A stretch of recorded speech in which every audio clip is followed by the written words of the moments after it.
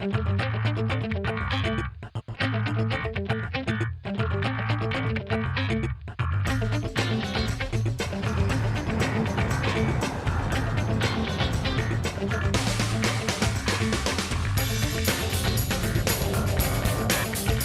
time on Superstars, a cowboy, a country singer, a comedian, a champion, and a child star.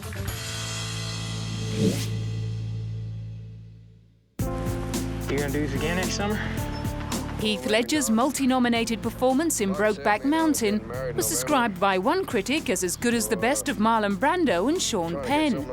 Another declared his portrayal of the lovelorn and closeted Ennis Del Mar an acting miracle. But Heath wasn't getting ahead of himself at the Santa Barbara Film Festival. I guess I still feel like I'm breaking through, and me personally, I don't think I ever want to feel like I have broken through and are on the other side. I want to continue to strive for better, and but it's obviously an honor, and this is really overwhelming.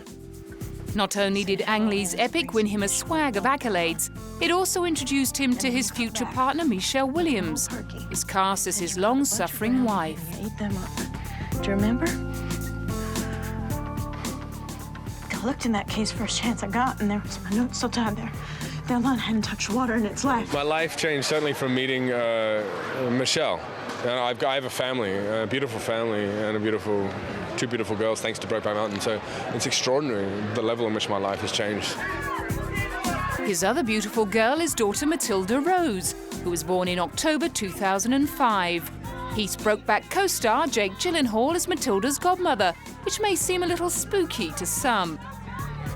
He was born in Perth, Australia in 1979 and first came to international attention in 1999.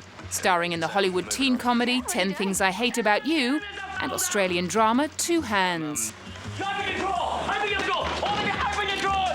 I'm waiting for a guy, just doing odd jobs here and there. Give me a case!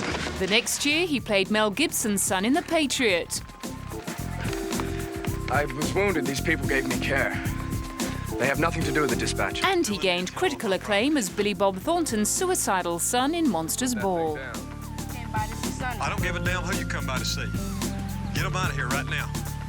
Tell them, hey, your buddies, tell them to get out of here. Jetting back and forth between Hollywood and Australia for the next few years, he displayed a penchant for dating older women. First, it was Heather Graham. Then he met Naomi Watts on the set of Ned Kelly in Australia, which sparked off a 2-year relationship and lots of speculation about a marriage that was never forthcoming.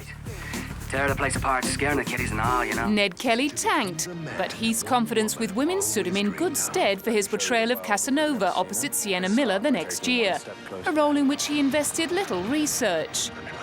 I didn't have to, but I did a little just out of curiosity. I knew little bits about Casanova, but not that much, and so I read like one of his journals or two of his journals, and then after reading the script and talking to the director, I realized that the director or the script or the actors around me weren't really necessarily taking his story and his legend too seriously, and it was an opportunity to kind of not take ourselves too seriously or acting too seriously and just have fun, which we did. After wowing critics and audiences with Brokeback Mountain, he managed to squeeze in a third film in the year with The Brothers Grimm. No wonder he didn't know which hat to wear when all 3 films were selected for Venice's film festival. It's obviously an honor to have my movies here, and one movie, let alone having to bear the responsibility of representing 3 movies. It's taxing, it's exhausting. I don't know where I am right now. I'm kind of floating. I'm having like out-of-body experiences when I'm talking to people, and I feel like every sentence I say, it was the same as the very last sentence I just said, and every word that escapes my mouth is the same word that just followed it and is about to, it's just very confusing, and it's very exhausting, as I said. But I'm trying as hard as I can to represent all 3 films with stamina and enthusiasm. He fell into the arms of Class A drugs in his next movie, Candy, co-starring fellow Australian Abby Cornish. Finding a way into his junkie character was a major challenge, and this time he didn't skimp on his homework. We met up with a few people. Like there was a gentleman that I spent time with who's has been and still is a junkie. He's been a junkie for like 25 years. I was trying to make mine better. We wanted to share. The dark and seedy drama may have made great preparation for Heath's first real blockbuster. I'm gonna stay with you forever. In Christopher Nolan's sequel to Batman Begins, starring Christian Bale, he gets to reincarnate the role of the Joker. The Dark Knight also stars Gary Oldman and Maggie Gyllenhaal.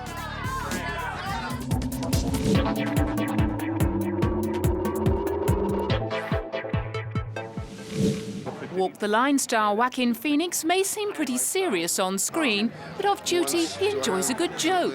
Once, do I have a large frog in my hair? No. No. Something's crawling out of my scalp. No, you look great. No, but I mean, I feel it.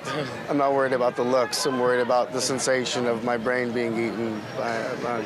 No. I think that, what'd you ask me? It's good. Sadly, however, not everyone shares his sense of humour. The frog incident made headlines in the US. And when questioned by David Letterman, he said he was merely bored with being asked the same old questions by reporters. Going by the name of Leaf as a child, he and his famous brother River, along with sisters Rain, Liberty, Butterfly and Summer, were born in Puerto Rico to missionaries of the Children of God sect. Until appearing as a troubled teen in Gus Van Sant's To Die For in 1995, Joaquin was most famous for being the person to dial 911 when his brother River suffered a fatal drug overdose outside the Viper Room. Was the opportunity she would kill for. His breakthrough role came in 2000. His convincingly menacing portrayal of the despotic Commodus in Ridley Scott's Sword and Sandals epic Gladiator won him his first Oscar nomination. In 2001's Buffalo Soldiers, he played a supply clerk running a guns and trafficking operation in 1980s Berlin and found some affinity with his deeply amoral character. I think that there's something enjoyable in kind of his happy-go-lucky attitude, and that he seems to really have no connection to anything whatsoever. And I think there's a certain perverse joy in that. He's kind of a fascinating character. You know, and for me, I mean, what I really liked about it was the challenge of playing a character like that. I mean, playing a character that is really the farthest thing from being heroic or noble. He played a conflicted priest in Quills, and then a love-struck farmer in M. Night Shyamalan's creeper, The Village. All that is left to me will die with him. Do your very best not to scream. The same year, he let his quirky sense of humour shine through again, while filming Ladder 49 with John Travolta. We actually went to the supermarket, and it's quite a funny image seeing like these 6 guys that are like linebackers walking around the supermarket, you know, buying up all this food and going back and cooking. So yeah, I did some fun stuff. But there was no mucking around when it came to preparing for the role that transported him to the ranks of Hollywood heavyweights as the Man in Black.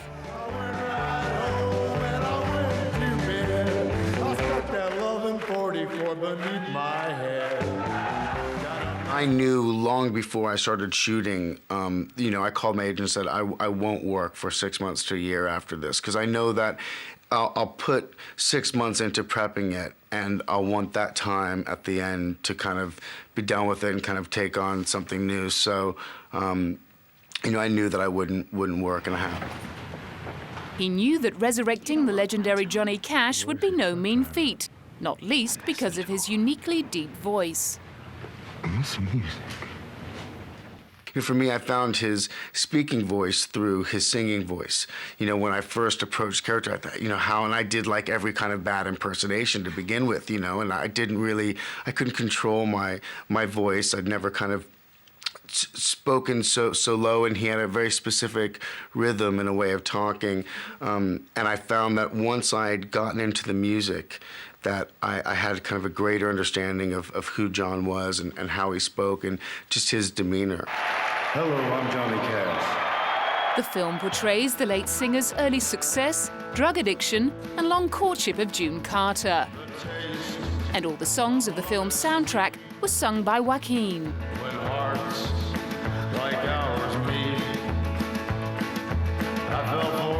it was really the gateway into John was through his music. And that's really what we attacked first before we ever talked about character, because in some ways they were completely intertwined. You know, John's music was such an integral part of his life that you couldn't really, you know, at first I kind of thought of them as separate things, like I'll look at the music, and as I started kind of discovering the music and going through his lyrics and discussing what he was trying to convey through his music with T-Bone and with Jim, I started understanding more about John.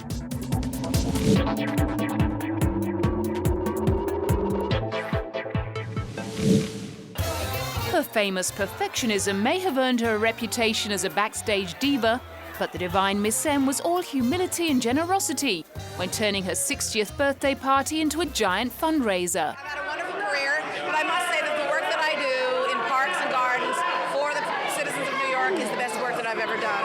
It's a tremendous, tremendous, it just gives you so much heart. You know, you clean it and it's clean. You know, instant satisfaction. And you give people a park and suddenly they're there. Mr. Jiminy Glick! Persuading a host of international celebrities at her so-called Halloween bash in New York to part with their hard-earned cash, she ended up raising $2 million for the New York Restoration Project. She also won gushing praise from her peers. It's Bette Midler, and it's because I feel that what she does for the community is amazing, and I think she's so talented that it's wonderful to be in her presence. Since launching her singing and comedy career at a gay bathhouse in New York, Bette has accumulated an impressive collection of high-profile friends, from Yoko Ono and Sting to John McEnroe, Martha Stewart and Elton John. She was born in Honolulu in 1945, where she trained in drama at university. She then moved to New York and featured in a few off-Broadway musicals, before landing the Continental Bath gig with Barry Manilow as her accompanist. He went on to produce her first album in 1973. The next year, she won a Tony Award for her contribution to Broadway for her wacky Clams on the Half-Shell review. My gift is my song, and this one's for you. Thank you. She made a leap to the big screen in 1979 to play a drug-addicted rock star in The Rose, a part loosely modelled on Janis Joplin. Not only did she score an Oscar nomination first time out, her full-throttle rendition of the film's signature song became an instant classic, and The Rose still brings the house down at her live shows. Notoriously outrageous, Bette didn't hold back on her opinions when she performed at the Hurricane Katrina benefit. Just between us, I would never actually pick on George Bush because, you know, he's a big fan of mine. He came to see me in the 70s, came to a show of mine in the 70s. A coke dealer of his got him some tickets, and in the late 80s, her over-the-top acting style and killer comic timing won her a string of roles in successful mainstream comedies. In 1988, she starred in the sob story Beaches alongside Barbara Hershey and nailed another anthem, Wind Beneath My Wings, which still comes in at number 44 in the American Film Institute's list of greatest film songs. And it won Bette Record of the Year at the Grammy Awards. She also starred in the revenge comedy First Wives Club, Is she a gift? as well as 2004 Stepford Wives with Nicole Kidman. And she fully understood the appeal of female robots over real women. These women are like deranged flight attendants. Yes, you don't have to think. Great boobs. You have fabulous boobs, tremendous clothes, a hairdresser that comes every day, and you don't have to think.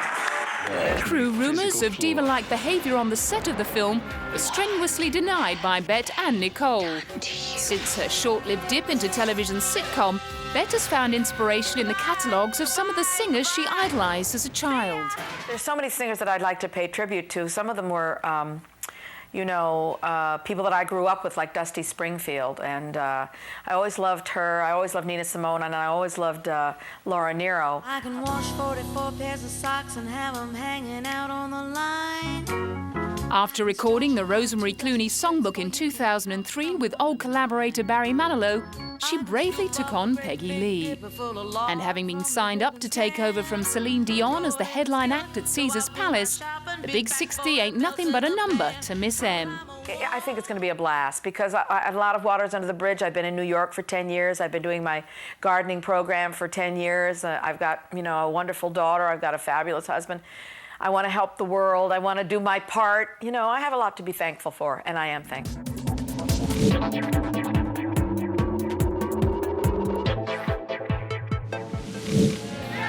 Sylvester Stallone's start in films came in 1970 with a hardcore porno called Party at Kitty and Studs, for which he got paid $200. He went on to make a few guest appearances in TV series like Police Story and Kojak. Then in March 1975, he went to a boxing match. 3 days later, he'd written the script for Rocky, which was to win him 2 Academy Awards for Best Actor and Best Original Screenplay, and made him an instant international star. Made for $1 million, it grossed a massive $225 million. And Sly's trademark sneer and slow speech, which were the result of lazy eyes and partial paralysis at birth, became part of Rocky's iconic identity. 30 years later, Rocky was climbing into the ring for an incredible 6th time. Like it says in the poster, it's not over till it's over. It's about how do you get rid of that, as Rocky says, stuff in the basement? There's still stuff down there. There's still something burning.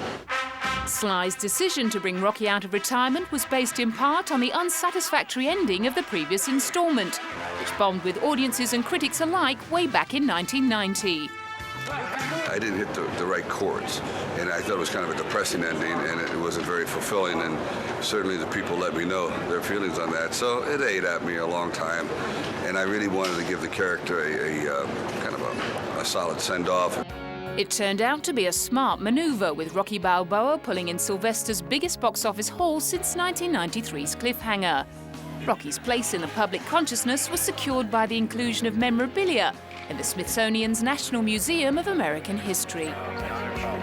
Extraordinarily special, and Rocky, of course, is part of everybody. I don't claim ownership anymore. Really, the reason the story worked is because all of us have a need to feel fulfillment in their life, and that battle never ends. That's why I put him in the body of a boxer. It's a ongoing round after round after round until finally that final bell is tolled at the end, and then we stand up and see how we did. Aside from Rocky, Sylvester is best known for his portrayal of Vietnam vet turned vigilante John Rambo in First Blood, under the headline, "This time he's fighting for his life." Doing many of his own stunts, Sylvester ended up with 3 broken ribs and a punctured lung in a scene where he falls through the trees. I'll give you a war you won't believe.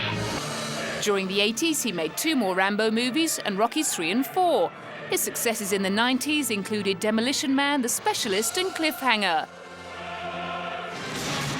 He also starred in Judge Dredd and the disaster movie Daylight, before his career fell into something of a slump. Still, that gave him more time for other pursuits, like getting married for the 3rd time to model-turned-infomercial star Jennifer Flavin. And in 2004, he realized a lifelong dream to carry the Olympic torch. This is the proudest moment of my life, and I'm glad you're all here to share it with me. The same year, he started up his own health and fitness products company called InStone. First of all, it works because I am the guinea pig. I'm the one that tests it out, and I've also tested it out on my wife here, and I wanted women to know that, for example, she's had 3 children, she runs her own company, and she doesn't work out that much, but she can stay very, very healthy and lean by taking certain supplements. In Sly's case, one of those supplements was a muscle-building hormone that's banned down under. On entering Australia in 2006, he was found to be carrying 48 vials of the performance-enhancing drug, but shrugged off the charge of importing a banned substance.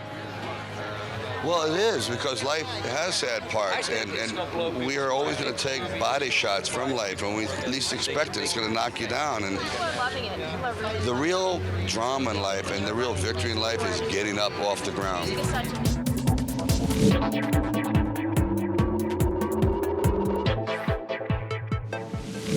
This is such an honor. My grandfather's profile and feet and hands are right there. And I'm so appreciative that you guys came out today. It makes it so much more special. I'm so thankful to the city. I'm so thankful to all my friends and family and my bosses at Sony. And that's what you were first. Drew Barrymore is in fact the 5th member of her illustrious family to be immortalized on the Hollywood Walk of Fame. Considering she comes from such a celebrated acting lineage, it's not surprising that she made her big screen debut in Altered States in 1980 at the age of 5. 2 years later, she became a household name, with her blonde bunches and heart-shaped smile as Gertie in E.T. the Extraterrestrial. In 1984, she was nominated for a Golden Globe for her role in Irreconcilable Differences. Precocious stardom brought with it an early descent into trouble. Smoking cigarettes and drinking by the time she was 9, she graduated onto marijuana and cocaine by the age of 12. The advantage of such an early start was that she was over her substance abuse by the end of her teens. And after posing nude for Playboy magazine in 1995, she was ready to pull it all together to make a comeback. She achieved this with a cameo performance in the 1996 horror film Scream, playing the girl who gets it in the first scene. Nice to meet you. Since then, she's become one of Hollywood's most bankable stars in romantic comedies such as The Wedding Singer and 50 First Dates with Adam Sandler. She's also been successful as a producer behind the chick-kicking action franchise Charlie's Angels, in which she stars with Cameron Diaz and Lucy Liu. In the sequel, Charlie's Angels Full Throttle, she managed to coax Demi Moore back to the big screen to play fallen angel Madison Lee. Tell Charlie hello. It was a matter of collaboration and showing her what world this was and what she would be, working in the confines of and what we're like and what our process is, and also asking her, what her fantasies were to vicariously live through a character. And just through a lot of collaboration and communication, she came on board and we had the best time with her. In 2005, she teamed up with Jimmy Fallon to tell the tale of a successful career woman who falls in love with an obsessed football fan. Entitled The Perfect Catch, it gave Drew the opportunity to reflect on her own obsession. Mine would be my job. I love making films. I love it. It runs through my soul and my blood, and it gives me my greatest happiness. So I totally get obsessiveness. Having been married twice, the first time for 5 weeks and the second for 15 months, The Perfect Catch also provided some much-needed food for thought on relationships. Will you go to opening day with me? It sort of brings the stuff out in you that you don't have in your own life. And I don't know what the perfect chemistry is, but I think it's individual. It's when you find that person, and whether you're completely alike or completely different. There has to be some common ground, otherwise it'll just be struggle all the time, but I definitely think opposites can attract. While her personal relationships could do with a bit more work, Drew's career continues to soar. As well as lending her voice to the animated tale of Curious George, she recently starred in Lucky You with Eric Bana. And at the music and lyrics premiere with Hugh Grant, she took her red carpet duties very seriously. I was going to ask you about the dress. Who's the dress for? My dear friend John Galliano made this for me. It's a one-of-a-kind. It's like art. There's no other one like it. She's also been appointed the new face of CoverGirl Cosmetics. Having been a fan of former CoverGirls Cheryl Tiegs and Christy Brinkley, she was deeply honoured. I hold that philosophy that it is really important to be yourself, and I hope that's why they picked me, because I'm utterly myself. But I do love makeup, and I do love playing with it, so I felt like the philosophies and that it was a good match.